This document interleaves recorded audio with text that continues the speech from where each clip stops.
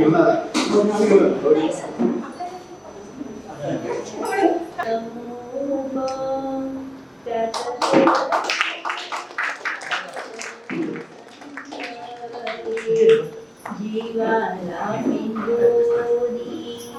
निवडला स्वार्थ वळल्या यथार्थ पुरवाती कर्तव्य निष्ठेचा उज्ज्वल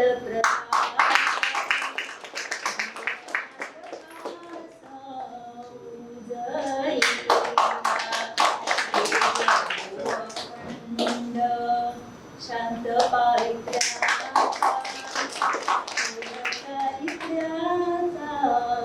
नंदादीप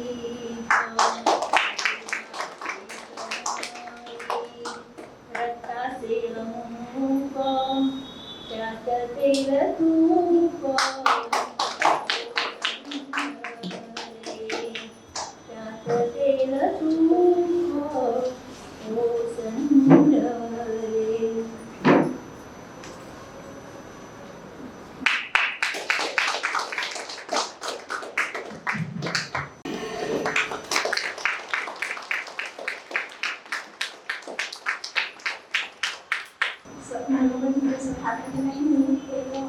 कथा कशी सुचली तेव्हा मला ते का कथेत मांडावं लागलं आणि हा जो एक वेगळा उपक्रम मी का राबवला त्याचं थोडक्यात सांगेन. माझं बालपण गेलं कोटवणीसारख्या खेडेगावात, जिथे बाळे येथे शेती असलेलं माझं कुटुंब एकत्र होतं. आणि लहानपणी माझा जो चुलत भाऊ आहे विष्णुदादा, तो आम्हाला अशी शेतीची कामं वगैरे झाल्यानंतर दमून आला तर संध्याकाळच्या वेळी शुभंकरोती वगैरे म्हणायला सांगितलं आणि चांदोबा असेल चंपक असेल त्याच्यात एखादी गोष्ट सांगितली. पण मुलांचं साधारण वेळ असतो की 15-20 मिनिटात एका जागेवर बसतात, नंतर मग त्यांची चुळबुळ सुरू होते. मग दादा मला काय सांगितलं, पाटी पेन्सिल आणा आणि तुम्हाला गोष्ट किती समजली आहे त्याच्यात तुमच्या कल्पनेने चित्र काढा. तर काही साहित्य प्रकार म्हणजे ललितलेख वगैरे असेल, ज्यावेळी बालकथा लिहायची असं मनाला आलं आणि त्याचं पुस्तक काढायचं ठरलं त्यावेळी म्हटलं हा एक वेगळा प्रयोग आपण ते करून घेऊया. कारण मला आता हा वेळी ते बालपणीच्या आठवल्या आणि आता ते मी बघते की त्यावेळी जरी बागायतीची कामं असली तरी पालकांचं थकून येणं वगैरे असायचं, मुलांबरोबर वेळ घालवण्याचं कमी असायचं. तसंच आता आहे, ऑफिसची कामं आहेत, मोबाईल आहे, मुलांशी तेवढं आपण संपर्कात राहत नाही. त्याला त्याचा अभ्यास करतो, ट्युशनला पाठवतो, ते तुझं तू काहीतरी कर माझं मी करतो असं होतं.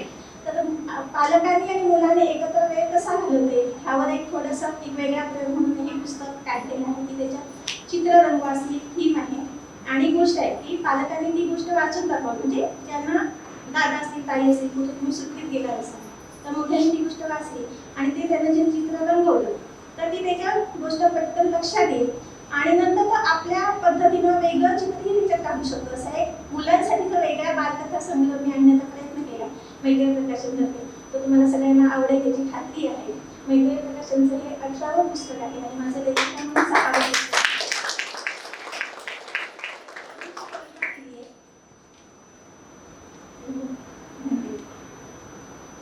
गोष्ट तशी छोटी विचार करण्यासाठी आपण जमले आहोत पुस्तक प्रकाशनासाठी. कागदावरची जादू असेल जेव्हा हाती, आई बाबा दादा ताई एकत्र येतील नाती. गोष्टी आणि चित्रासारखे रंग होऊन जातील, मायेचे संवाद होते काही क्षण जगतील, मायेचे संवाद होते काही क्षण जगतील.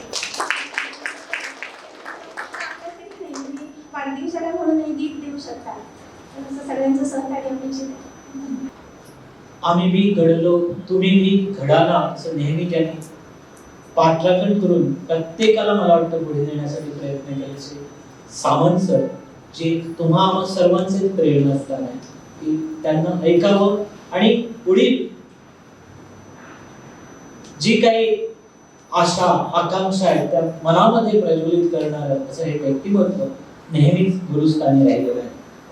आणि या निमित्त व्यासपीठावर असलेले नागवेकर सर, श्री आठवले सर, समोर बसलेले गोसावी सर, पत्रकार वायंगणकर सर आणि या संपूर्ण पुस्तक ज्याने कागदावरची जादू म्हणजे त्या कागदावर लिहिलेली आहे आणि चित्रही काढलेली आहे आणि अशी कागदावरची जादू तुम्हा सर्वांना साहित्यरूपी, चित्ररूपी आणि काहीतरी म्हणजे आजच्या घडीला आपण पुस्तक नवीन मुलांसाठी पुस्तक म्हणजे काय आहे हे सांगण्याची जी वेळ आजच्या घडीला येऊन गेली, अशा वेळी असं एक वेगळं काहीतरी प्रयोग केला आणि तो प्रयोग जिने केला त्या मंजिरी ताई मला अगोदर शुभेच्छा देतो. अनेक वेळा आपण म्हणतो की प्रत्येक पुरुषामध्ये स्त्री असते, असं आहेच, पण इथं थोडस दुसरी दोन्ही बाजू आहे. एका स्त्रीमध्ये एक पुरुषही दडलेला आहे आणि तो एका बाजूला शांत आहे सगळं, कारण ह्याचं मी प्रत्यक्षदर्शी आहे, कारण त्यांच्या जवळजवळ मागच्या 3 पुस्तकांना मी कायम त्यांच्या सोबत आहे. त्यामुळे या मागची धडपड त्यांनी लिहावं म्हणून सगळी प्रोत्साहित करणारे मयुरेश सर, आपण सर्व त्यांना शुभेच्छा देणारे सगळे साहित्यिक छोटी मुलं आहेत. मुलांसाठी एक सुंदर हे पुस्तक मला वाटतं दिलेलं आहे, जिथं एक सुंदर अशा सोहळ्याचं, सुंदर अशा कार्याचं आपण साक्षीदार झालेलं आहे. पुस्तक म्हणजे काय असेल तर आपण एक विचारांची देवाणघेवाण म्हणतो. विचारांची देवाणघेवाण म्हणजे पुस्तक. तर कल्पना शक्तीची एक समृद्ध दुनिया म्हणायला काहीच हरकत नाही. पुस्तकं होती म्हणून आज आपण आहोत, पुस्तकं हातात आली म्हणून आज इथं सुद्धा व्यासपीठावर जे काही आम्ही मान्यवर म्हणून तुम्हाला दिसतो, तर त्यावेळी ती पुस्तकं वाचली, अनुभवली आणि ते पुस्तकांना आमचं जीवन आम्ही सगळ्यांनी समृद्ध केलं.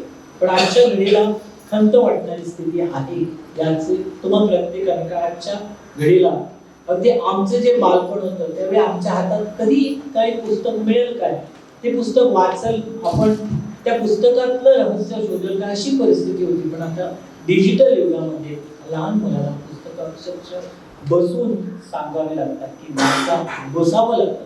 आणि आजच्या पालकांना जरी वेळ कुठे एवढ्या धावपळीच्या जगात आपण वावरत आहोत.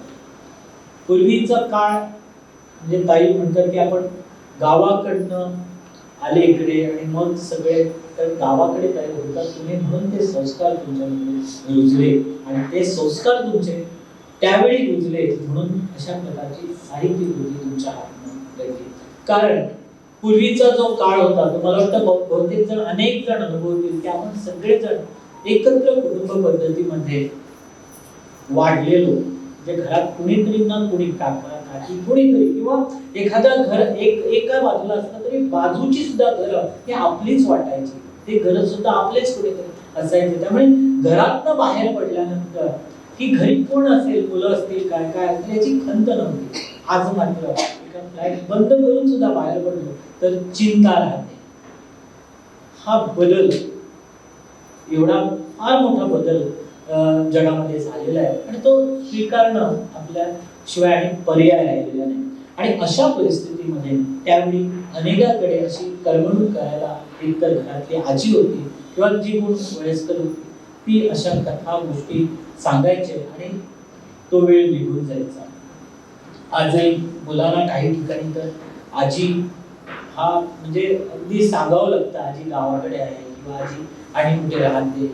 हा जो बदल घडत आहे ते कुठेतरी पुस्तकापासून आपण दूर गेल्याची भावना, ती भावना मुलामध्ये आपल्याकडे जोडण्यात आपण कमी पडत आहोत. डिजिटल युगमध्ये आलोय आपण, जग बदललेलं आहे, पण त्या बदलात आपले मूळ संस्कार, मूळ गाभा आपण विसरत चाललो. कारण आपली जी संस्कृती आहे, आपले जे संस्कार आहेत आणि ते संस्कार कायम जर पुढे टिकवले तर मराठी भाषेनंतर आपण सगळेजण मला वाटतं प्राथमिक स्तरावर मराठी शिक्षणात पुढे आलेले आहे.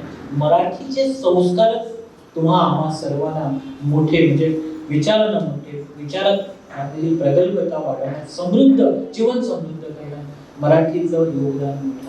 आणि त्यामुळे त्या काळी एखादं कसलंही हातात यावं, अगदी 3री-4थी त्या पुढे आणि ते वाचावं आणि त्याच्यावर विचार मंथन करावं.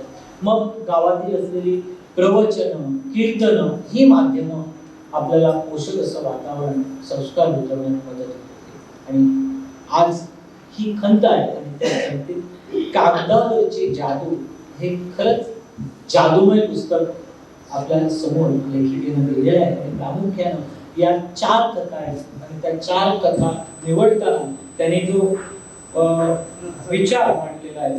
पहिलीच कथा आहे बँकवालं घर. एक आदित्य नावाचा मुलगा याच्यामध्ये आहे आणि हा खोडकर खेळकर आहे, मस्ती करणारा आहे आणि आपल्या आजी आजोबांपासून दूर राहणारा असा आहे. ते थोडक्यात सांगणार, कारण बाकी नंतर तुम्हाला ती वाचून तुमच्या मुलांना नातवांना सांगायचे. थोडंसं रहस्याने तुमच्यासाठी ठेवतो. त्यामुळे हा आदित्य जरा मस्तीखोर आहे, खेळकर आहे, हट्ट पुरवणार आहे आणि त्याची आई वडील कामानिमित्त बाहेर राहतात, कारण आई काम करते म्हणून ती दुसऱ्या गावात राहते आणि आजी आजोबा एकीकडे. पण त्याला एक मात्र गोष्ट माहित आहे की आपण जर हट्ट केला तर समजा आई वडिलांनी पुरवला नाही तर आजी आजोबा आपला हट्ट नक्कीच पुरवतील. असं कायम तो आपल्या आईवर आपल्या वडिलांकडे एक प्रकारचा दाप्रश्य ठेवायचा. काही मिळालं नाही तर मी आजोबांना सांगणार, अशा प्रकारचं. आणि अशा प्रकारे बाजारात गेलं, खेळणं मागायचं, काही मागायचं, त्यावेळी आईनं जरी समजावलं तरी तो हट्टात राहायचा. अशा वेळी त्याची आई विचार करते आणि त्याला एक वेगळं खेळणं आणून देतं आणि ती पिगी बँक म्हणून. मला वाटतं अनेक मुलांनी जत्रेमध्ये ते बघितलं असेल. छोटस कुत्र्याचं पिल्लू असतं, त्याच्यात पैसे टाकले की ते येतं, पैसे घेतं आणि पुन्हा हात त्या घरकुलामध्ये जातं. असे एक आणतं आणि सकाळी सकाळी त्याच्या हातात ती देते. त्यानंतर त्याला ते आवडतं आणि तो म्हणतो हे छान आहे, आता आपण पैसे जमवूया म्हणते. कारण आई त्याला सांगितलेले असतं की तुला जर एखादं खेळणं हवं तर तूच पैसे जमव आणि नंतर तू घे.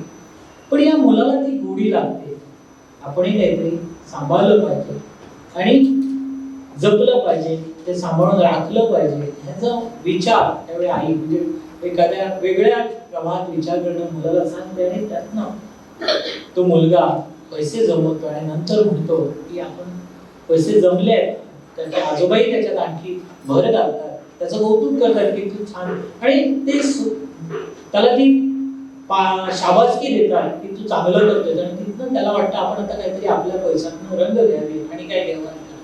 आईला तो विचार नकळत तिनं काढलेला तो विचार आणि त्या मुलामध्ये झालेला बदल आपण काहीतरी सांभाळलं पाहिजे, जपलं पाहिजे. याच्यामध्ये आपण मुलांना म्हणजे वेगळ्या वाटेवरच्या जाणाऱ्या मुलांना अगदी योग्य असं मार्गदर्शन करून त्यांना समजवण्याचं साधन कशा प्रकारे असू शकतं याच्या या कथेतनं त्या मुलावर होणारे परिणाम निश्चितच दिसून येणार आहे.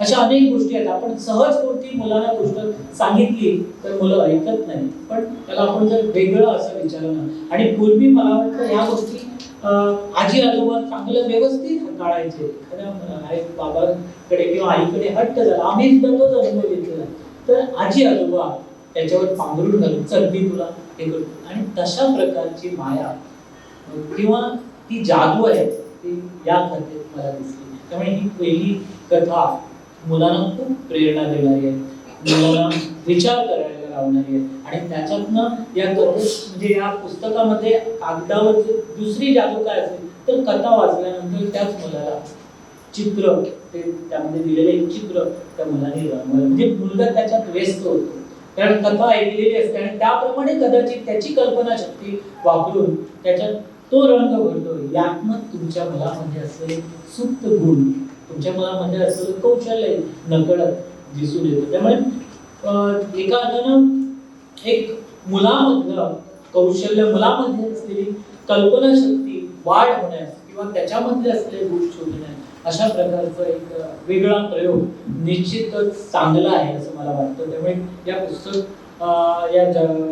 पुस्तकामध्ये जादू निश्चितच आहे. अशा 4 एकंदर गोष्टी आहेत. दुसरी आणखी एक मी याच्यावर गोष्टीचे विचार, नवी मैत्री म्हणून एक मुलगी असते जिचं नाव स्वरा, जी दुसऱ्या याच्यातनं आलेली असते. आणि तुम्हा सर्वांना माहित आहे लहान मुलं साधारण 8-10 वर्षाचं वय असलं तर पटकन मिसळत नाही एकामेकात. नवीन कोणीतरी पाहुणे सुद्धा घरात कोणी आलं तरी नाही, त्यांचा ठरलेला एक ग्रुप असतो. सहजासहजी त्याला आपण ते घेत नाही, ते बाल त्यांचं हे विचारच तसं असतं. पण एखादी ही मुलगी ज्यावेळी तिची मैत्रिणी ज्यावेळी त्या खेळता खेळता पडते आणि ज्यावेळी तिला लागतं, ही पटकन धावून जाऊन तिला मदत करते आणि मग त्यांनाही वाटतं की आपली आहे, आपली जवळची आहे. मुलांचं हळवं प्रेम मला वाटतं असं असतं. कारण बघा, कोणतीही गोष्ट तुम्ही किती रागवून किती दाबून सांगितलं तरी ती पटत नाही, रुजत नाही. पण ती मायेनं सांगितलं, समजून सांगितलं तर ती मुलं ऐकतात. त्यामुळे ही स्वरा सुद्धा बाकीच्या सगळ्यांना आपलीशी वाटते आणि मग त्यांची मैत्री. थोडक्यात मी तुम्हाला हे सांगितली, कारण सगळं जर सांगितलं तर ही जादू मुलांपर्यंत पोहोचणं काळाची गरज आहे. आणि ती जादू त्यांनी शोधणं, तुम्हाला फक्त त्यांना ती बसून म्हणजे वेळ काढून तुम्हाला त्यांच्याबरोबर बसून ती गोष्ट सांगायची आहे. काहींना वाचायला, कारण वाचण्याचं ज्याचं वय आहे त्याने वाचावी. ज्याने लहान आहेत त्यांना आजीने आई वडिलांनी पुढे ती सांगावी आणि नंतर हातात त्याच्या म्हणजे रंगाचे खडू देऊन ते चित्र रंगवूया. अशा प्रकारचं हे पुस्तक मला वाटतं छान आहे आणि हा प्रयोग यशस्वी नक्कीच होईल. कारण आजच्या घडीला मी शिक्षक आहे, वाचाल तर वाचाल हे आपल्याला सगळ्यांनाच माहित आहे, सगळे सरही सांगत असतात आम्हाला. पण वाचण्याकडे आपण आता अनेक जण मनशांती मिळावी म्हणून एखादं पुस्तक घेतो आणि एका बाजूला जाऊन वाचत असतो.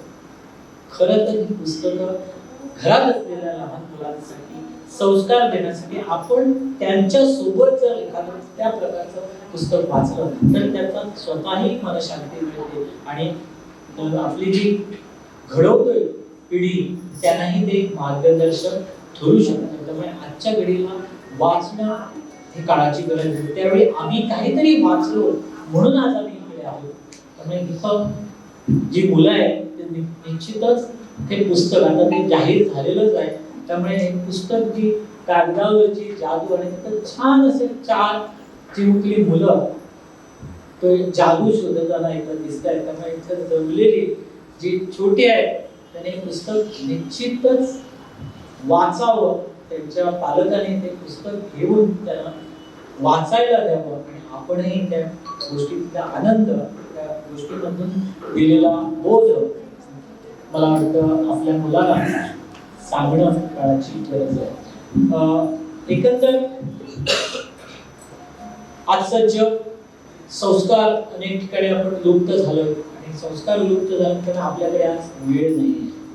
सगळेच आपण एक वेगळ्या प्रवाहात धावत सुटलेलो आहोत आणि या धावत सुटणाऱ्या वेगाला नियंत्रण लावण्यासाठी आपण आजचं डिजिटल युग किंवा व्हॉट्सअप, फेसबुक हे नसून पुस्तकच हे आपलं थांबं आहे असं मला तरी वाटतं. आणि त्या थांब्यावर थांबून सातत्यानं पुस्तक वाचणं, पुस्तक अनुभवणं आणि पुस्तकातूनच नवीन जीवन शोधणं. कारण हा तुम्हा सर्व मोठी जी मंडळी आहेत अनेक जण चांगले साहित्यिक आहेत, चांगले वाचक आहेत. त्यामुळे तुम्हाला जो अनुभव आहे तो आपल्या मुलामध्ये जाण्यासाठी आपणही साहित्याचं रस घेण्यासाठी आपण पहिलं अगोदर आपल्या मुलांना सोबत बसून वाचणं हे आजच्या काळाची गरज वाटते. त्यामुळे सुंदर असं 8 ते 10 वर्ष वयोगटातील मुलांसाठी हे पुस्तक प्रेरणादायक आहे, प्रोत्साहन देणार आहे आणि मार्गदर्शक असं वाटतं. कारण योग्य अयोग्य याची जाण पुस्तकात नव्हतं. एखादी गोष्ट बऱ्याच वेळा मुलांना आपण घरात पालक म्हणून सांगत असतो, त्यावेळी पालक आपण सांगतो आणि शाळेतल्या शिक्षकांनी त्यावेळी त्या मुलांना सांगितले. मला वाटतं अनेक मुलं शिक्षकांचं जास्त ऐकतात पालकांपेक्षा, हा अनुभव आहे.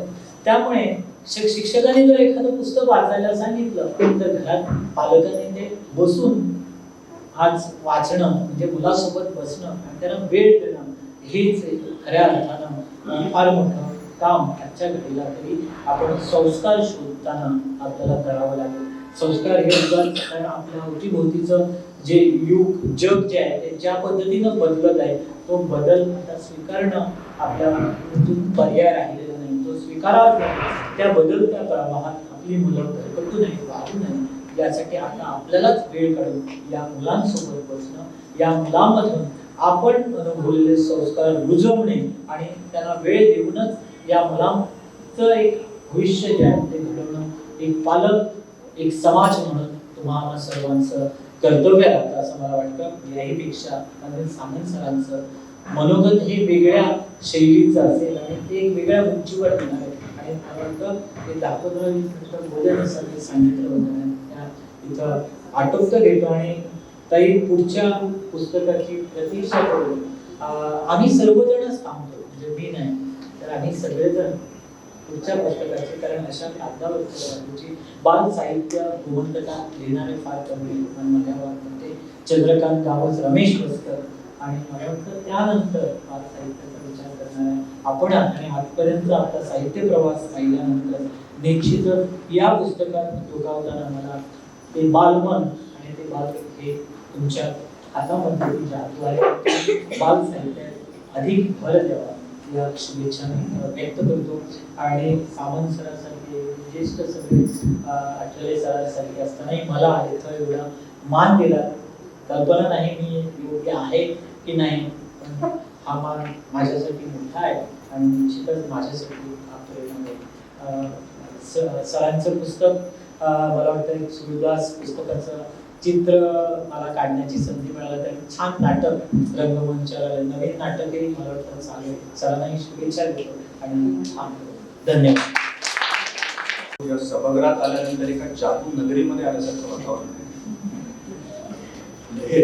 प्रकाश पुस्तकाच्या प्रकाशन समारंभाला भिंतीच्या मागे उभी असलेली हिरवीगार झाडं दिसावी असा पहिला समारंभ आणि त्या हिरव्यागार झाडांच्या पानामधून आकाशाचे तुकडे छोटे छोटे दिसावे अशाही पद्धतीचा जादू नगरी वाटावा अशा प्रकारे आपल्याला इथं बसल्यानंतर एक प्रसन्न वाटतं.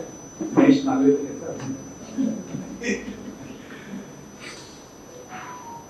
या पुस्तकाचं वेगवेगळ्या अंगाने महत्व सांगता येईल. मी अगदी थोडक्यामध्ये जसे 10-12 मिनिटं 10-12 मिनिटांमध्ये सांगतो.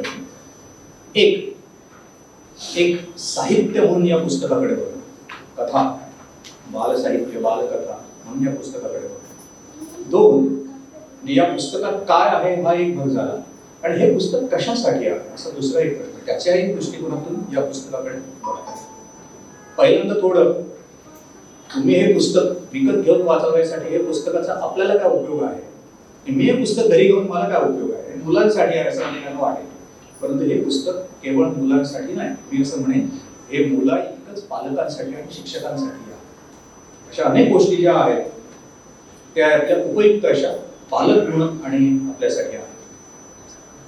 अलीकडे नवीन शिक्षण पद्धती आली आहे जे आपण म्हणतो इंग्लिश और Marathi is a medium of instruction. It is a medium of instruction English किंवा मराठी, परंतु गाणी गोष्ट चित्र द मीडियम ऑफ इन्स्ट्रक्शन हे खरं मीडियम ऑफ इन्स्ट्रक्शन आहे. आणि आपण ते अनेक वर्ष विसरलो. अनेक जण अजून त्याच्यामध्ये त्या भाषेमध्येच गुंतलेले आहेत. भाषे पलीकडचं असं एक मोठं जग आहे, मुलांचं विश्व आहे आणि त्या विश्वामध्ये नेण्यासाठी गोष्टींचं पुस्तक खूप महत्वाचं आहे. एका सुंदर वाक्य आहे की ज्या घरामध्ये गाणं नाही, हे मीडियम ऑफ इन्स्ट्रक्शन आहे, ज्या घरामध्ये गाणं नाही चांगलं त्या घराला वाणी नाही. ज्या घरामध्ये चांगलं चित्र नाही त्या घराला नेत्र नाही आणि ज्या घरामध्ये चांगलं पुस्तक नाही त्या घराला मस्तक नाही. आपण असं बघतो आमच्या घरामध्ये काय चित्र असलं तर आपल्या घरामध्ये कोणाची चित्र आहेत. मला आठवतं मध्यंतरी 25 वर्षापूर्वी असेल मुलांचा आणि मुलींचा आवडता हिरो ऋतिक रोशन, तर ते कॉम्प्युटरवर एक चित्र काढलेलं होतं. त्याच्यामध्ये हा ऋतिक रोशन 30व्या वर्षी कसा दिसेल, 40व्या वर्षी कसा दिसेल, 50व्या वर्षी कसा दिसेल तिची चित्र ते. तेव्हा ज्या मुलीने ऋतिक रोशन 75व्या वर्षी कसा दिसेल असं पुस्तकामध्ये त्याचा दडवलेला फोटो ते कॉम्प्युटरवर त्या मोबाईल आणि बंद करून टाकलं. त्याच्यापुढे त्यामुळे आपल्या घरामध्ये चित्र जे आहे किंवा मुलांच्या आणि मुलींच्या पुस्तकामध्ये चित्र जे आहे ते ज्यांचं चारित्र्य आणि चरित्र 0 आहे अशा सिनेमातल्या हिरोची चित्र असतात ते नाही. त्याच्यासाठी चित्र उत्तम चित्र घरामध्ये छत्रपती शिवाजी महाराज आणि रामकृष्ण यांची चित्र ते आपले हिरो आहेत. खरे ते आपले गोरे गोरे चॉकलेट सारखे दिसणारे हिरो नाहीत भारतीय संस्कृतीमध्ये. सावळे काळे असे अर्जुनासारखे कृष्णासारखे आणि राम तुम्ही काढून बघा हे गोरे नव्हते, ते हे सावळे आणि काळे होते, गुणांनी बरोबर. त्यामुळे चित्र अशी असावी, गाणी सुद्धा जी मुलांना वाणीवर संस्कार करेल अशा प्रकारची. आणि पुस्तक म्हणजे मस्तक आहे घरात असं म्हटलेलं. त्याच्या सगळ्या अंगाने हे पुस्तक महत्वाचं आहे असं मला वाटतं. आपल्याकडे आपल्या संस्कृतीमध्ये सगळ्यात जास्त महत्व संस्काराच्या दृष्टीने आणि जगण्याच्या दृष्टीनं आणि विचारांच्या आणि तत्वज्ञानाच्या दृष्टीनं कशाला दिलं असेल तर ते गोष्ट आणि कथेला दिलेलं आहे. जगामध्ये अनेक माणसं जेव्हा रानावनात भटकले, तथाकथित प्रगतीशील अशा प्रकारचे अमेरिकेसारखे आणि इतर राष्ट्र, त्यावेळी आपल्या लोकांनी ऋग्वेदासारख्या ऋचांचं एक जगाला प्रचंड अशा प्रकारचं विचारांचं वैभव देणारं पुस्तक लिहिलेलं. आणि ऋग्वेदामध्ये अनेक जी सूक्त आहेत त्याच्यामध्ये पहिल्यांदा कथा आलेली तुम्हाला दिसते. अनेक विचार हे आपल्याकडे अशी कथातून रुजवण्यात आलेले आहेत. किंबहुना आपल्याकडे कथेला देव म्हटलेला आहे, त्याचं रक्षण केलं पाहिजे, त्याची पूजा केली पाहिजे. जे आपल्याकडे जुनी एक राजपुत्राची गोष्ट आहे की त्याला 5 गोष्टी माहिती होत्या. तर त्याच्याबरोबर प्रधानाचा पुत्र गेला, दोघे प्रवासाला गेले. तेव्हा प्रधानाचा पुत्र म्हणाला की तुला तुझ्या बाबांनी सांगितलेल्या 5 सुंदर गोष्टी आहेत, मला त्या ऐकव. तो ऐकवतो म्हणाला आणि प्रवास करत राहिला. रात्री तो झोपला. तर झोपल्यानंतर गोष्टी सांगितल्या नाही. कथेमध्ये मला गमतीची गोष्ट काय वाटते की प्रधानाच्या मुलाला गोष्ट सांगितली, रात्री या झोपलेल्या असताना त्याच्या अंतरंगामध्ये असलेल्या ज्या 5 गोष्टी असतात त्या अशा उडत येतात, झाडावर बसतात. आणि काय हा माणूस आम्हाला आतमध्ये कोंडून ठेवलं. या प्रधानाच्या पुत्राला त्यानं मागितलं असं सांगितलं नाही, तेव्हा याचा आपण बदला घेऊया. याचा आपण असं गोष्टीमध्ये चैतन्य आणि देवत्व आहे अशी गोष्ट सांगणारी गोष्ट आपल्या संस्कृतीमध्ये आहे. आणि त्यामुळे आपलं सगळं शिक्षण पूर्वीच्या काळामध्ये गुरुकुलामधलं शिक्षण एका बाजूला कृती आणि दुसऱ्या बाजूला गोष्टीच्या माध्यमातून. आणि जगामध्ये अशा प्रकारच्या चांगल्या कथा पहिल्यांदा संग्रह करणारा लेखक तो भारतात आहे, त्याला शौनक. तुम्ही काढत बघा, शौनक आणि सूत सांगितलं. त्याला आपल्याकडे सगळं तत्वज्ञान रामायण असेल तर पार्वती त्यांना विचारते की ते कोण, इतके गुण असलेला गुण तो राम कसा आहे. मग ते शंकर पार्वतीला गोष्ट सांगतात आणि रामायण. हे सगळे आपले जे विचारांचं वैभव गोष्टीतून आलेलं आहे. आणि आता शिक्षणामध्ये हरवलेली गोष्ट जर कुठली असेल तर ती चांगली गोष्ट आहे. म्हणून त्या दृष्टिकोनातून मला एक खूप महत्वाचं वाटतं की आपल्याला सगळी असं म्हटलं की हे पुस्तक आपल्या घरी असलं पाहिजे किंवा याच्यासाठी गोष्टींची पुस्तकं शिक्षकांकडे आणि पालकांकडे असली पाहिजे अशी की आपल्याकडे आता जुन्याच गोष्टी पुन्हा पुन्हा पुन्हा पुन्हा पुन्हा पुन्हा पुन्हा पुन्हा त्या सांगितल्या जातात. सांगायला हरकत नाही, परंतु जग बदलतं आहे, शब्द बदलत आहे, वाक्यरचना बदलत आहे, जीवन पद्धती बदलत आहे. तर ती पकडून नवीन मुलांना नव्या पद्धतीनं गोष्ट सांगणं हे एक मोठं आव्हान आहे. म्हणजे अलीकडे आपली मुलं आई वडिलांकडे किंवा आजोबांकडे काका मामांकडे जवळ यायला बघत नाही. याला कारण मुलांची अलीकडे आपण नेहमी सगळं खापरणार, मुलं बिघडली आहेत. आमच्या वेळेस असं होतं, मुलं बिघडली आहेत. मुलं काही बिघडलेलं नाही. मला नेहमी वाटतं बिघडलेलं असेल तर त्याचं कारण का, ही मुलं जर आजोबांकडे आली ना तर हात धरून आजोबा पहिल्यांदा त्याला सुरू करतात. त्यांना काय विचारतात, 1930 साली मी जेव्हा शाळेत जात होतो ना, 1930 नंतर 2026 पर्यंत तुम्ही काय काय आम्हाला उपदेश करा. उपदेश आपण काढतो. मुलांना उपदेश करणं म्हणजे काहीतरी गुण संपन्न करणं. नवीन शिक्षण पद्धती असेल किंवा आपलीही गोष्ट असेल, उपदेश मुलांना करून जग सुधारत नाही. मला ते आठवतं नेहमी, पु ल देशपांडे एकदा परदेशात गेले असताना त्याच्यावर बायको होतो आणि म्हटलं की इंट्रोड्यूस युअरसेल्फ म्हणताना पहिल्यांदा आपली ओळख करून दिली. मी बटाट्याची चाळ हे ग्रंथ सगळे लिहिले इंग्लिश म्हणून सांगितलं. आणि नंतर म्हणालं, काही मराठी माणसं होती, मी पु ल देशपांडे आणि ह्या म्हणाला उपदेश पांडे. किंवा आपल्या सगळ्यांची अवस्था अलीकडे उपदेश पांडेंची झालेली आहे. मुलांना मिळेल त्याला उपदेश करणं, उपदेशातून भाषणातून काही होत नाही. त्याच्यासाठी वळावं लागतं चांगल्या गाण्यांकडे, चांगल्या स्तोत्रांकडे, चांगल्या खेळांकडे, चांगल्या चित्रांकडे आणि चांगल्या गोष्टींकडे. आणि सध्याच्या याच्यामध्ये मुलांना चांगली गोष्ट, अलीकडे जी पुस्तकं जर तुम्ही काढलीत ना, जे मला जे आता जी माहिती आहे त्याच्यामध्ये, तर पुस्तकं उघडल्यानंतर हे बोरिंग असणारं पुस्तक वाचता कामा नये, असता वाटता कामा नये. हा दिवाळीचा अंग वाटला पाहिजे, हा काहीतरी आनंद देणार आणि त्याच्यामध्ये जे काही सांगायचं असेल ना ते गोष्टीच्या माध्यमातून सांगितलं पाहिजे. या पुस्तकाचं सगळ्यात महत्वाचं वैशिष्ट्य कुठलं असेल, कागदावरची जादू, तर लेखिकेला कथेचं तंत्र आणि मंत्र खूप चांगल्या रीतीने अवगत.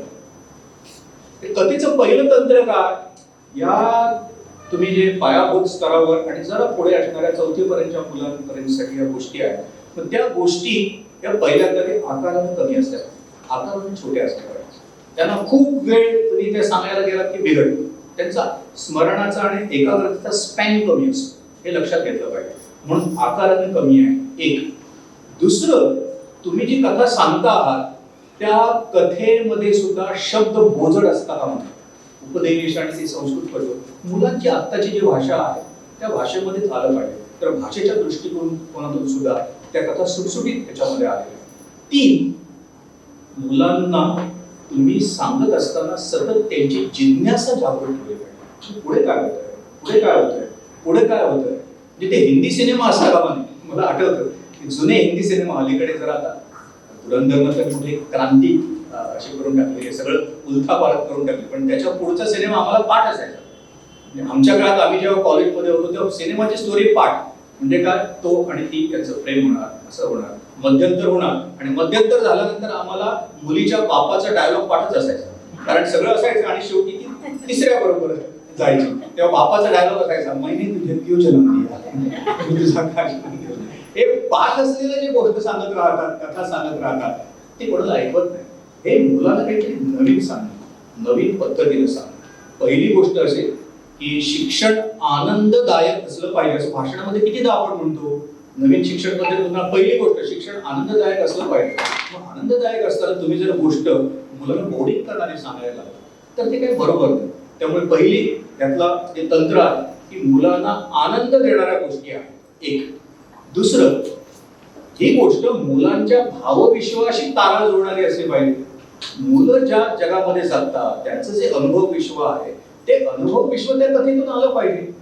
त्यामुळे आता राजमोहनजींनी त्याच्या जे 1-2 कथा तुम्हाला सांगितल्या, मी त्या पुन्हा त्याचं कथानच सांगत नाही, परंतु त्याचं जे भावविश्व जे आहे ते मुलांच्या परिचयाचा, मुलं त्या अशा प्रकारचं जीवन जगतात, तर त्या दृष्टिकोनातून ते पण महत्वाचं आहे. आणि तिसरी गोष्ट अशी की मुलांना उपदेश तर करायचाच आहे, पण तो असा सरळ सरळपणे काय हरकत नाही काय, तर तो उपदेश असा असला पाहिजे की तो उपदेश केल्यासारखं वाटतं का. म्हणजे तुम्ही काही गोष्टी त्यांना सांगायच्या. आता उदाहरणार्थ आता पहिली गोष्ट जी आहे याची बँक वालं घर, तर त्याच्यामध्ये 2 गोष्टी महत्वाच्या. किंबहुना 2 गोष्टींचं हे आहे की सध्या मला जर कोणी विचारलं ना की मुलामध्ये सध्या काय काय तुम्हाला चांगलं आहे, भरपूर सांगताय, काय काय वाईट आहे असं म्हटलं ना, तर 1-2 गोष्टी मला ज्या दिसतात त्या आपल्याला चटकन लक्षात येत नाही. मुलगा अभ्यास करत नाही, मुलं ते मोबाईलवर असतात, मोबाईलच कानाला लावून बसतात, असं आपण त्यांच्यावर टीका करत बसतो. मला जर विचारलं तर सध्या मुलाच्या नवीन पिढीमध्ये आपल्या काळामध्ये घरामध्ये फार दारिद्र्य होतं, किंवा आपल्या सगळ्या गोष्टी एका गावामध्ये दरिद्री ब्राह्मण राहत होता अशी गोष्ट सुरू व्हायची. श्रीमंत ब्राह्मण राहत आम्ही कधी वाचलं नाही. त्यामुळे दारिद्र्य ज्या ठिकाणी आहे त्या ठिकाणी पहिली गोष्ट तुम्हाला जे पाहिजे ते जीवनामध्ये लहानपणी मिळत नाही, आणि ज्यांना जे पाहिजे ते मिळत नाही त्यांना संयम बाळगावा लागतो. आणि म्हणून या कथेमध्ये 2 महत्वाचे जे बिंदू आहेत, संयम, मुलांना ही गोष्ट मला आता हवी, पहिलीच गोष्ट आहे, मला ती चावी देणारी खेळण्याची गाडी हवी असं ते म्हणतो. आता या ठिकाणी 2 गोष्टी महत्वाच्या आहेत. ही कथा पालकांसाठी महत्वाची आहे. मुलं सांगतात हे हवं ते हवं. एक मला आठवलं की मध्यंतरी ही घडलेली गोष्ट एका अमेरिकेमधल्या एका शिक्षकांना लिहिलेली आहे की त्यानं वर्गामध्ये आले आणि सगळ्यांना त्यांनी प्रयोग केला, सगळ्यांना एक चॉकलेट वाटलं आणि ते सांगले मी 10 मिनिटांमध्ये जरा माझं स्टाफमध्ये काम आहे, मी येईपर्यंत चॉकलेट खायचं नाही, मुठीमध्ये घट्ट पकडून बसतो. आणि ते 10 मिनिटानंतर ज्यावेळी आले, ही घडलेली गोष्ट आहे, रिसर्च केली, तर त्यांच्या असं लक्षात आलं की 2-3 मुलं सोडली तर एकानं 1 मिनिटानंतर, दुसऱ्यानं खाल्लं म्हणून, तिसऱ्यानं कसं असेल कुतूहल म्हणून, किती वेळ हातामध्ये धरायचं कंटाळ असं म्हणून जवळजवळ सगळ्यांनी चॉकलेट संपवली होती. 3च मुलं उरलेली होती.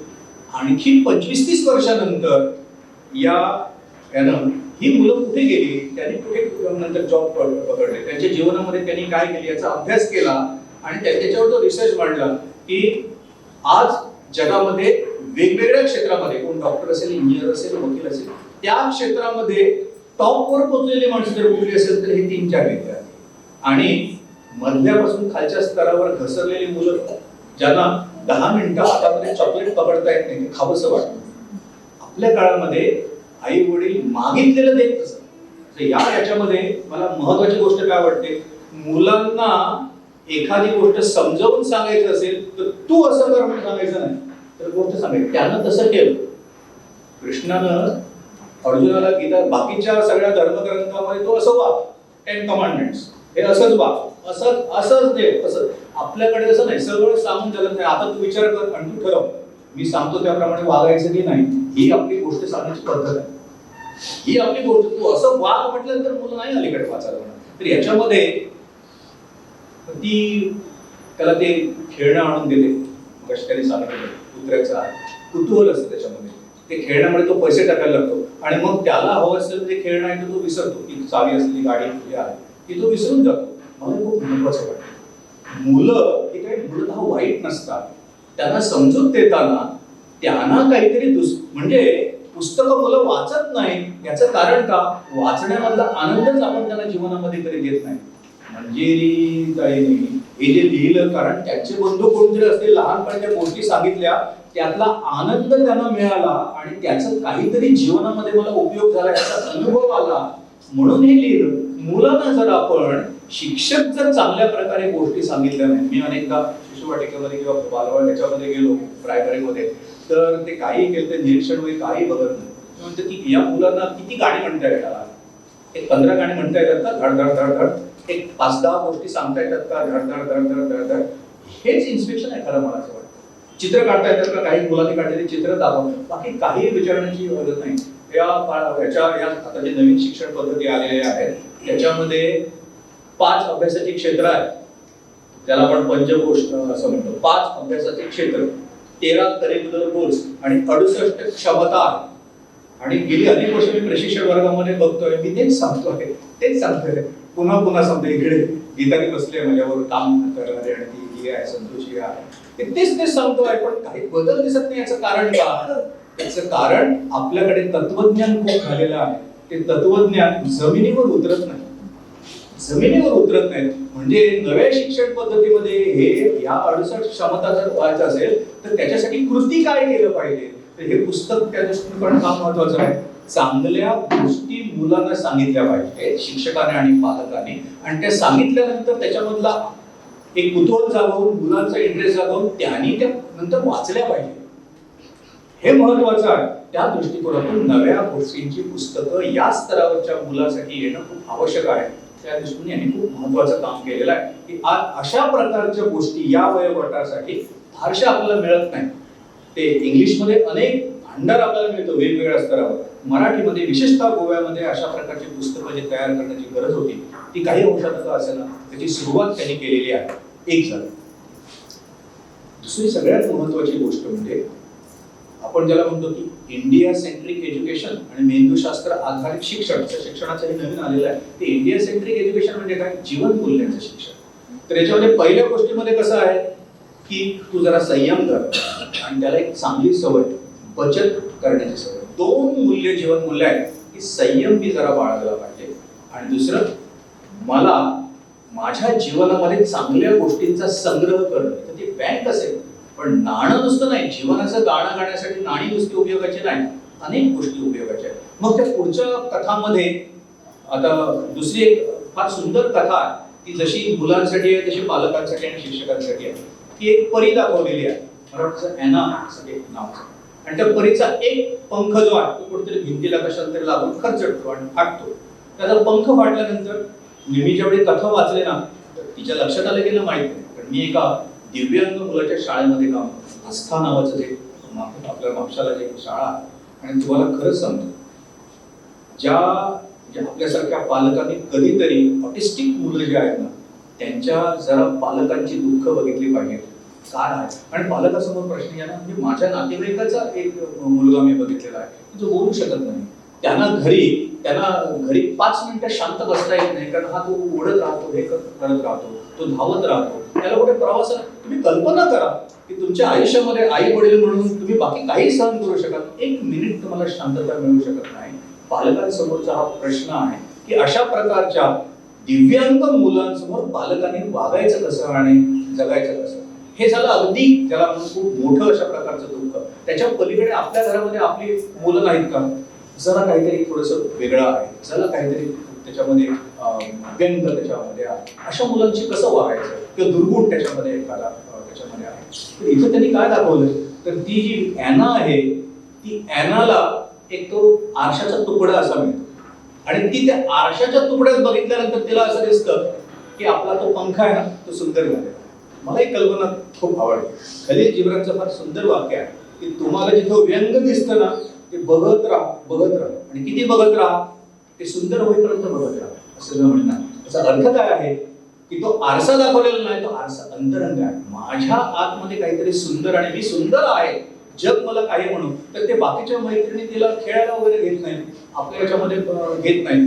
तेव्हा पंख नसल्यामुळे, हे आपल्यासारखे नसल्यामुळे दिव्यांग मुलाकडे सध्या अशा प्रकारे बाकीचे पालक आणि मुलं बघत असतात.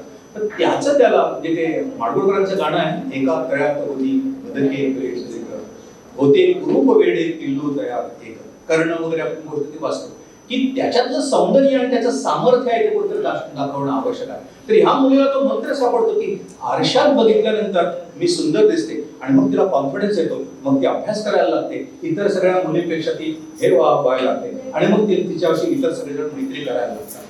तुम्ही मोठे व्हा, गुणानं मोठे व्हा, म्हणजे सुंदर व्हा. काय दाखवलेलं आहे, तिला पंख आला की नाही हे जादूची, कागदावरची जादूची गोष्ट आहे, त्याच्याकडे फार जायचं नाही, खरं की खोटं जायचं नाही. पण काय दाखवलेलं आहे की मला पंख आहेत असं वाटून मी दुसऱ्यांना, मी माझं जे प्रमुख ध्येय आहे अभ्यास करण्याचं, पण त्यांना नुसते याचे उडण्याचे पंख असतील, मला बुद्धीचे आणि कल्पनेचे पंख हे मला आतमध्ये जागे करता येतात. ही कथा पालकांसाठी आणि शिक्षकांसाठी, म्हणून मी असं म्हणलं हे पुस्तक आहे, आमच्या करंदीकर आहेत ना त्यांच्या सगळ्या बालकविता आहेत ना त्या जितक्या मुलांसाठी आहे तितक्याच मोठ्यांसाठी आहे. तसं हे पुस्तक जितकं छोट्या मुलांसाठी आहे तितकंच मोठ्या शिक्षकांसाठी आणि पालकांसाठी आहे. म्हणून मला त्याचं फार महत्व वाटतं. आणखी एक हे दिलेलं आहे ते स्वरा आहे स्वरा की ज्याला लवऱ्याचं हे दाखवलेलं आहे. तर तिला अलीकडे असं झालं की आपल्या याच्यामध्ये ना मुलांचे सुद्धा ग्रुप झाले, मुलांचे समूह असतात आणि माझ्यामध्ये तो नको, त्याच्यामध्ये तो नको, त्याच्यामध्ये तो नको. तुम्हाला सांगू का, तुम्हाला आश्चर्य वाटतं, मी त्या GEDCच्या काउन्सिलिंग ग्रुपमध्ये आहे. गेल्या वर्षी मला एक केस मिळाली, मोबाईलवर नेहमी येत राहतात, आज काय घडलं आज काय घडलं. तर आपलं नाव सांगत नाही का शाळेचं, तर तिथं स्पोर्ट्स चालू असताना ते PT शिक्षक सहज हा मुलगा कुठे बघायला शोधताय, तर एक दार बंद होतं म्हणून त्यांनी असं बघितलं तर फार फार असे आवाज येत होते. एक मोठा मुलगा 10वीतला मुलगा 8वीतल्या मुलाला पट्ट्यानं मारत होता. मी मला स्टोरी सांगत नाही, घडलेली गोष्ट सांगतो गेल्या वर्षी. तेव्हा त्यांना ते कुतूहल वाटतं आणि सगळ्यात महत्वाची गोष्ट, पट्ट्यानं मारणारा तो मुलगा मार खात होता शांतपणे. तेव्हा नंतर चौकशी झाली, काय झालं वगैरे, काउन्सिलर आले, सगळं झालं. तर त्या मुलाला विचारलं तू का मारत होतास त्या मुलाला, तर तो काय म्हणाला, असंच म्हणजे काही कारण नाही, त्याने काही वाईट केलेलं नाही. कारण खरं काय होतं की या मुलाला SSCचा एक जो ग्रुप होता, हिरोजचा असा एक ग्रुप होता, त्या ग्रुपमध्ये जाणं आवश्यक आहे आणि त्या ग्रुपमध्ये प्रवेश हवा असेल तर हा जो लीडर आहे ना त्याला शरण गेलं पाहिजे. तो सांगतो त्याप्रमाणे तर पट्ट्याचे वार सुद्धा सहन करणं. मला तुम्हाला काय सांगायचं आहे, हे आत्ता घडतं आहे. मला ही गोष्ट वाचताना ते आठवलं, तर त्या स्वराला ते ग्रुपमध्ये घेत नाही. अशा वेळी मुलांनी काय केलं पाहिजे, तुम्ही त्याला काय मुलाला उपदेश करता, ते ग्रुप तुला घेत नाही, मग तू हे न सांगता इथं जी गोष्ट आहे त्याच्यामध्ये लगोरी खेळताना एक मुलगी दुसरी पडते, खरचटतं, तेव्हा तिला ते रुमाल बांधणं, जखम बांधणं, मदत करणं ही एक मुली करते, तिच्या ग्रुपमधले मुलं करत नाही. आणि मग इतरांनाही वाटतं की ही खरी मैत्री आहे. तुम्हाला इतर कोण मित्र म्हणून आपल्यामध्ये घेत नाही, मग खरी मैत्री कशामध्ये आहे, तर दुसरा दुःखामध्ये असताना, अडचणीमध्ये असताना तुम्ही ज्यावेळी त्याला मदत करता तेव्हा तुमची खरी मैत्री. मी आता हे तुम्हाला सगळं तत्वज्ञान सांगतो, मुलांना काही सांगण्याची गरज नसते, पण जेव्हा त्यांना कळतं मला हा बरोबर घेत नाही असं त्यांना जर घडलं आणि ही जर गोष्ट वाचली असेल तर मी या मुलांसाठी जे मला जवळ घेत नाही त्याच्यासाठी काही जर मदत केलं हे खरं उत्तर आहे. दुसऱ्याबरोबर भांडणं हे उत्तर नाही. हे आज जग सगळे जे झालेलं आहे ना, दुसऱ्याला मदत करणं, अगदी इराण आणि अमेरिकेच्या सगळ्या मोठा जो सगळं हे झालेला आहे ना त्याच्यामध्ये जो तुम्ही काय झालं पाहिजे, या गोष्टीमध्ये त्याची बीज आहे. त्यामुळे आपल्या सगळ्या जगण्यामध्ये सध्या जे प्रॉब्लेम्स आणि संकट आपल्याला दिसत आहेत त्याची उत्तरं गोष्टीच्या माध्यमातून मुलांचं भावविश्व आहे इथपर्यंत, आणि शिक्षकांना आणि पालकांना वाटलं तर त्यांच्या भावविश्वापर्यंत याची सोडवणूक कशी करायची अशा प्रकारची उत्तरं याच्यामध्ये दिली आहेत. आणि खूप बोलता येण्यासारख्या बाकीच्या कथाही याच्यामध्ये आलेल्या आहे. परंतु ज्या स्तरावर सध्या मी थोडंसं अभ्यास आणि थोडंसं काम करतो आहे त्या स्तरावर मला असं जे वाटत होतं की अशा प्रकारची गोष्टीची खूप पुस्तकं गोव्यामध्ये झाली पाहिजे. आणि याचे फार चांगलं त्यांनी केलेलं आहे की दुसऱ्या बाजूला चित्र आहे तेव्हा त्याच्यामध्ये मी पुढची आवृत्ती सुचवेल की त्याच्यामध्ये की मुलांनी चित्र काढणं, त्यामुळे चित्र काढलेले ती रंगवणं असं कसं आहे तर पुढे सूचना द्यावी या रंगवण्यामध्ये तुम्हाला आणि काय वाटतं तर चित्र काढा तुम्ही आणि भरा असं असलं पाहिजे. आणि तुमच्या असं लक्षात येईल की सध्या मुलांची प्रगती खुंटण्याचं कारण आई वडील आपण आणि शिक्षक, कारण मुलांच्या कल्पनेला आपण किंचितही वाव देत नाही, कल्पनाच करायला देत नाही. मी दिलेलं उत्तर ते पाहतात. यावर्षी तिसरीला ना बरीच मुलं फेल झाली तर मला काहींना वाटलं की मीच जणू काही तिसरीचे पेपर काढले मी असलो त्या पाया सराव तिसरीचे. मला अनेक जणांनी फोन करून काय चाललेलं काय मग असं झालं आमच्या मुलांना ते 7% पूर्वी इतके मार्क्स मिळायचे आता 2 आणि 3 ते आत्महत्या त्यांनी केले तर आणि झाडलं तर. मी म्हटलं मी खरं सांगतो माझा मित्र मला खूप आनंद वाटतो की मुलं असं झालेलं आहे ना पालकांच्या, कारण का जे पहिलीपासून SSC पर्यंत 90% मिळावे 100% मिळावे म्हणून त्या स्वप्नामध्ये गुंतलेले असतात आणि परीक्षा झाली की झाशीची राणी तलवार घेऊन आणि पुस्तक हे घेऊन प्रगती पुस्तक घेऊन त्या शिक्षिकेवर भांडायला जात असते. अशा वेळी SSC 12वी पर्यंत मी अनुभवानं सांगतोय, मी एका कॉलेज हायर सेकंडरीचा प्रिन्सिपल होतो, तिथं 3 डिव्हिजन सायन्सच्या असायच्या आणि त्या 3 डिव्हिजन मध्ये प्रवेश मिळवण्यासाठी मिनिमम 75%. 11वीला 3 डिव्हिजन्स आलेले, 12वीला 1 डिव्हिजन फेल व्हायचे आणि 2 डिव्हिजन पुढे व्हायचे. हे माझा अनुभव सांगतो तुम्हाला. मला आश्चर्य वाटतं हे कशामुळे होतं. ही मुलं पहिल्यांदा 75% मार्क्स मिळवतात आणि फेल होणं सोडून द्या. ही जी मेरिट मध्ये येणारी मुलं जी आहेत त्यातली डॉक्टर इंजिनियर किंवा कुठल्या क्षेत्रामध्ये कॉम्पिटिटिव्ह एक्झाम मध्ये कुठली मुलं पुढे जातात. तुम्हाला खरंच सांगतो आपली आतापर्यंतची जी सगळी परीक्षा पद्धती होती ती कॉम्पिटिटिव्ह एक्झामला योग्य नाही. इकडे तुम्ही 100% गुण मिळवा, तिकडे तुम्हाला कॉन्सेप्ट क्लिअर असल्याशिवाय त्या याच्यामध्ये पासच होता येणार नाही. तेव्हा नवीन शिक्षण पद्धतीमध्ये हे जे कॉन्सेप्ट क्लिअर करणं, लक्षात घ्या अंडरलाईन द वर्ड, विचार करणं, कल्पना करणं, एनालिसिस करणं, हा सगळा जो बुद्धीचा आणि मनाचा जो काही ट्रेनिंग प्रशिक्षण आहे ते प्रशिक्षण आपल्याकडे मी सांगतोय ते करा. एक घडलेली गोष्ट सांगतो आणि थांबतो मी त्या ठिकाणी कारण खूप बोलता येत आहे. औरंगाबादला आमची एक शाळा आहे, त्या ठिकाणी टीचरनं सांगितलं, मला वाटतं मागे सांगितलं असेल कुठेतरी, टीचरनं सांगितलं निसर्गाचं चित्र काढा असं त्यांना हे दिलं. निसर्गाचं चित्र आपल्याला गेली 1000 वर्ष आपल्या मराठी माणसाला पाठ झालेलं. असं काढलं की दोन असं काढलं की ती नदी होती, असे काढले आणि वरती काढलं की ते माड होता आणि 4 काढले की पाखरांचे थोडे होता. सगळ्यांनी ते काढलं. काढल्यानंतर प्रत्येकानं बाई त्या हात फिरवत जातात. एकच मुली होती, तिच्या मुलीकडे चित्राकडे बघितलं आणि याच्याकडे चांगली शिक्षिका काय करू शकते ते बघ. हे नवीन शिक्षण पद्धती चांगली शिक्षिका, ती चांगली शिक्षिका होती, ती सहायिका होती ना त्याच्यामध्ये, ती बघितल्या काय काढलीस ते तुझ्या सगळ्यांनी बघ ना, सूर्य तुझा वर नको का, तो तिकडे खाली कशाला, सूर्य कधी खाली असतो. असंच त्या बाईने त्याला आणि तिच्या पाठीवर हात ठेवला, तुझं किती सुंदर चित्र आहे बघ. दुसरे शिक्षक सगळं झाड आणि हे आणि सूर्य तू खाली कशाला काढला असतं असं त्या मुलीने त्याने विचारलं. त्या मुली काय म्हणाले माहिती का, सध्या आपल्या औरंगाबादमध्ये सगळ्यांना आज रात्री किती गरम होतं दिवसा आणि रात्री. मला असं वाटलं आम्हाला इतकं गरम होतं तर सूर्याला किती गरम झालं असेल म्हणून मी सूर्याला काढून नदीत ठेवलेला आहे. आता ती नदी तर त्या सहाय्यकेला दिसले नसेल ना तर तिचे डोळे दृष्टी नाही केला, या बाईला ती दिसली, काढलेलं नसेल कधी, परंतु हा कल्पना मुलांनी. एक लक्षात घ्या, आपल्या सगळ्या मुलांना जन्माला येताना परमेश्वरानं नक्षत्रांचं देणं देऊन जन्माला घातलेलं आहे. ते आपल्याला दिसत नाही, आपल्याला डॉक्टर इंजिनियर दिसतात, बाकी काही दिसत नाही. मुलांचं किती नुकसान होत चाललेलं आहे. या पुस्तकामध्ये अशा प्रकारे जीवनाकडे बघण्याची दृष्टी त्या वयोगटातील मुलांना मिळावं अशा प्रकारच्या कथा आहेत. ह्या नुसत्या रंजन करायला लावणाऱ्या कथा नाही, ह्या मुलांच्या जीवनाचं सृजन करायला लावणाऱ्या कथा आहेत. याच्यामध्ये जीवनाचे काही छोटे छोटे मंत्र दिलेले आहेत, कथेचं तंत्र पाळलेलं आहे. त्या तंत्रामध्ये नुसतं निवेदन नाही, मध्ये मध्ये छोटे छोटे छोटे संवादही आलेले आहेत. मी ते कुणाकडून आणलेले होते, मला आता वाटतं ही वेळ नाही, आपण घरी जावं आणि या दृष्टीने या कथांचा अभ्यास करावा. शिक्षकांसाठी अतिशय उपयुक्त अशा प्रकारच्या कथा आहेत. अशा प्रकारच्या कथा गोव्यातल्या लेखकांनी आणखी खूप प्रमाणात जर लिहिल्या तर ही पुस्तकं आपल्या सगळ्या नव्या पिढीला एक व्यक्तिमत्व विकासासाठी खूप उपयुक्त अशा होते. नवशिक्षण आपण जे म्हणतो NEP 20 त्याच्यामध्ये फिलॉसॉफी सगळ्यांना कळलेली आहे, परंतु प्रत्यक्ष इम्प्लिमेंटेशन होण्यासाठी जी साधनं आवश्यक आहेत त्या साधनामध्ये गोष्टींचं पुस्तक हे अतिशय महत्वाचं आहे.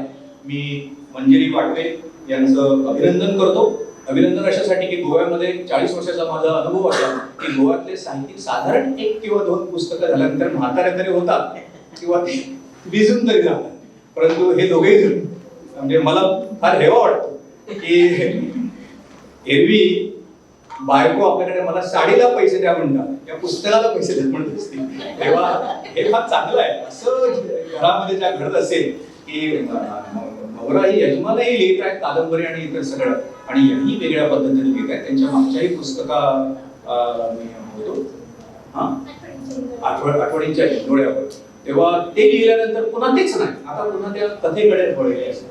आताही तुम्ही अशा प्रकारच्याही कथा लिहाव्या आणि नवनवीन आकारबंधाकडे वळून हे करावं. मगाशी आठले सर म्हणाले की आम्हाला कार्यक्रम करायचे आहेत. मी जाहीरपणे या ठिकाणी सांगतो, तुम्ही किती ती संगीत संमेलन, किती ते सांस्कृतिक कार्यक्रम, माझी अडचण अशी आहे की गोव्यामध्ये आमचे 30-33 अशा प्रकारचे सांस्कृतिक केंद्र आहेत, तालुका केंद्र आहेत, त्यातली काही खूप चांगलं काम करत आहेत. जेव्हा आमचे पुण्याचं केंद्र असेल, मडगावचं केंद्र असेल, काही तुम्ही म्हटल्याप्रमाणे याच्यासारखे अळग्यासारखे येतात.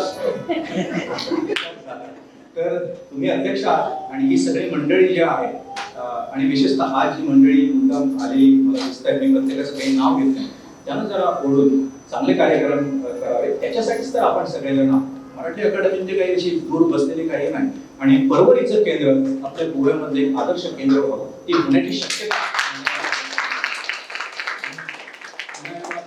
सगळ्यांचे अभिनंदन होतो. मगाशी मी बसलेलं असताना मंजिरी वाटवे यांना विचारलं की बऱ्याच वर्षानंतर भेट झाली, आमच्या दामलेबाई पोटवण्याच्या त्यांच्याच या कन्या का विचारलं, कारण मी आज जे बोलतो आहे आम्हाला मी 7वी मध्ये असताना धर्मल्याच्या बाई शिकवायला होत्या. आज मी जे बोलतो आहे ना ते सगळं पहिलं माझ्या जीवनातलं मासिक आणि पहिली कविता त्याने काढलेल्या कस्तुरी नावाच्या त्या याच्यामध्ये मी लिहिलेली होती. आज बाई नाही पण त्यांच्या कन्या या ठिकाणी आहेत.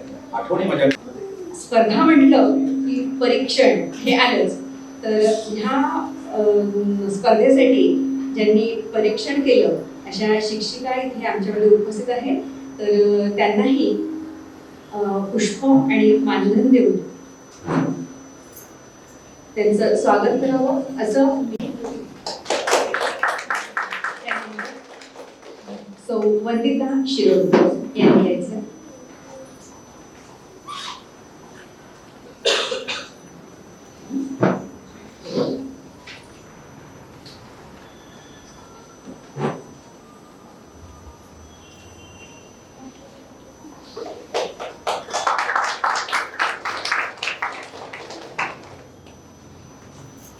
स्पर्धा यशस्वी होण्यासाठी त्या स्पर्धेमध्ये सहभाग हा फार महत्त्वाचा असतो.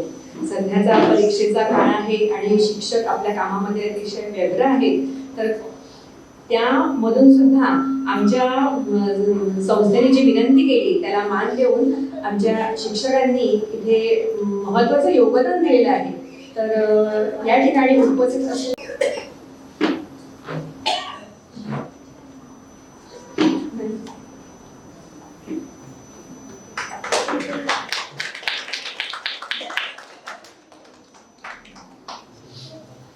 बहुतेक रविवार आणि बाकी शिक्षक इथे उपस्थित नाही आहे. आता आपण कुमार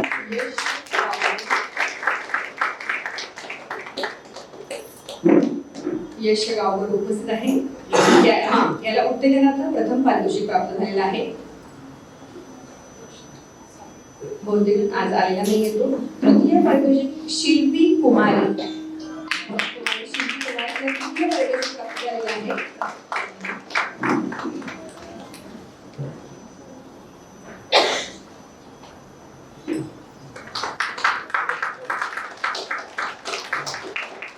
द्वितीय पारितोषिक कुमारी जुना मगर आणि प्रथम पारितोषिक प्राप्त झाले आहे स्त्रीच्या गटामध्ये कुमारी लीनाशा मंगेश भोसले. कुमारी लीनाशा मंगेश भोसले प्रथम पारितोषिक प्राप्त झाले.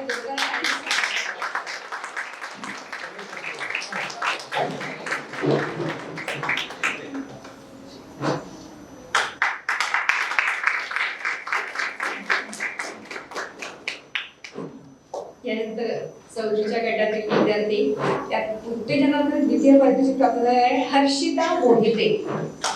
हर्षिता मोहिते उत्तेजनार्थ द्वितीय पारितोषिक प्राप्त झालेलं आहे.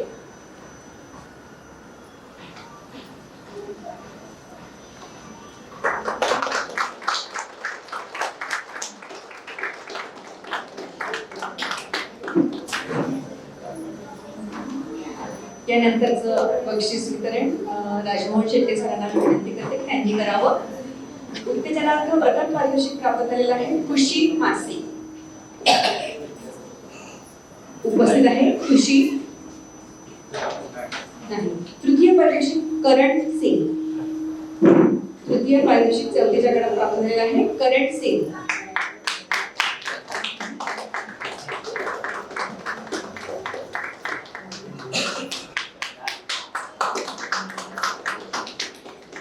द्वितीय पारितोषिक सत्यम सा.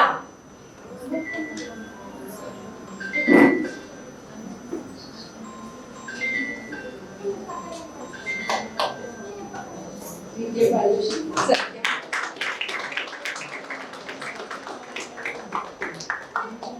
आणि प्रथम पारितोषिक प्राप्त झाले आहे देविका म्हामल.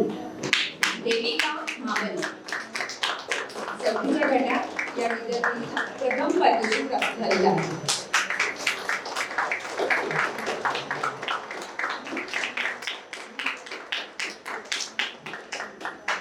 सर्व विद्यार्थ्यांना शुभेच्छा आणि म्हणजे अभिनंदन. मी इथे थांबते.